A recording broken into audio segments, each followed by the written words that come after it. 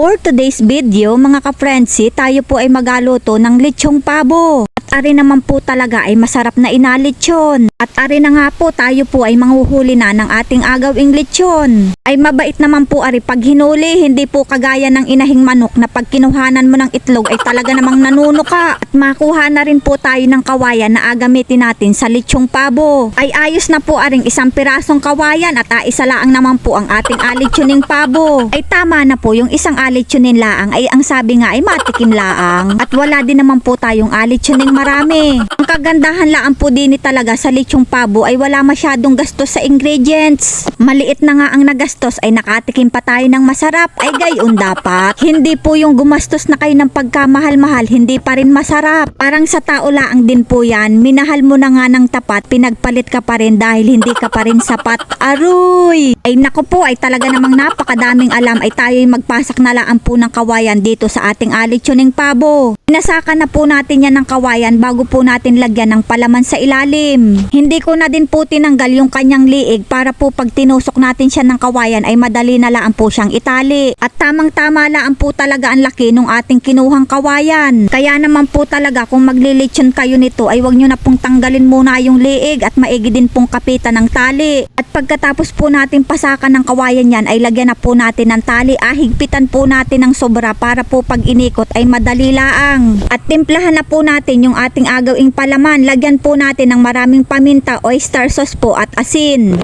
At ito po ang ilalagay nating pangpalasa dun sa ating alechoning pabo. At ilagay na po natin yung ating ginawang pangpalasa dun sa loob ng pabo. Ilagay na po natin lahat para po naman talagang malasang malasa pag naluto. At ilagay na rin po natin yung tinali nating isang bugkos na tanglad para po bumango at mawala ang lansa ng ating alutuing lechon. Yun, at ipasak nga natin ng bonggang-bongga sa loob para magkasya. Pagkalagay nga po natin lahat sa loob ay atin na yan tahiin. Isara na natin yan para hindi makawala. Gayon! Higpitan laan po natin ang pagkakatahi para hindi po lumabas yung ating nilagay sa loob. Sa higpit nga po ng ating pagkakatahi ay naku po ay awang kulaan kung makawala pa yung nilagay natin sa loob. Pagkatapos nga po nating tahiin yan ay atin naman pong itali ng mahigpit at baka po ay tumakbo pa. At kumuha po muna tayo ng 2 pirasong buko at alagay po natin dun sa ating alechoning pabo. At hindi na po tayo magalagay ng pampahid dyan. Ito na po ang ating alagay. At ito po ang magandang ilagay sa ating alechoning pabo, yung sabaw ng buko. Kaya naman po ayos na itong 2 pirasong buko at ito po ay marami na, ayos na po itong panglagay. Mamaya na po natin kainin yung laman ng buko at tayo po ay magalechon pa. At ibuhos na po natin sa katawan ng pabo yung ating kinuhang buko. Dapat po ay lahat malalagyan yung katawan ng pabo. At hindi na po tayo magalagay ng kahit na anong pampahid dyan. Ito pong buko Diyos ay ayos na. Ay maganda po talagang inalagay ay sabaw ng buko pag nagalechon dahil ito po pag naluto ay mapula-pula ang balat. Dahil po pag minarinade natin yan sa toyo, pag naluto po yung ating lechon ay medyo maitim-itim. Kaya naman po na mas mainam la ang sabaw ng buko yung ating ilagay para pag naluto yung ating lechon ay mapula-pula. At hindi rin po tayo magapahid dyan ng toyo or mantika para pag naluto po yung ating lechon ay medyo mapula-pula. Yun, at ito na nga ang pinakamahirap sa ating pagluluto, ang mag-ikot ng mag-ikot ay nakakangalay po ba yan naman sa braso. At inabot na nga rin po tayo ng ulan dyan sa pagluto ng lechon. At kakapaikot nga po natin sa ating lechong pabo ay ayan, malapit na po siyang maluto. At dahil nga po hindi natin pinahiran niya ng mantika o toyo ay mapula-pula po talaga ang ating pagkakalechon. At kung minarinade po natin yan sa toyo ay hindi po ganyan kaganda ang kanyang kulay. Talaga naman pong napakaganda ng ating pagkakaluto at yung kanyang balat ay mamula-mula. Pagkatapos nga po ng 2 oras nating paikot-ikutin yan at iluto ay pwedeng-pwede na po natin yang ahunin ng malantakan na.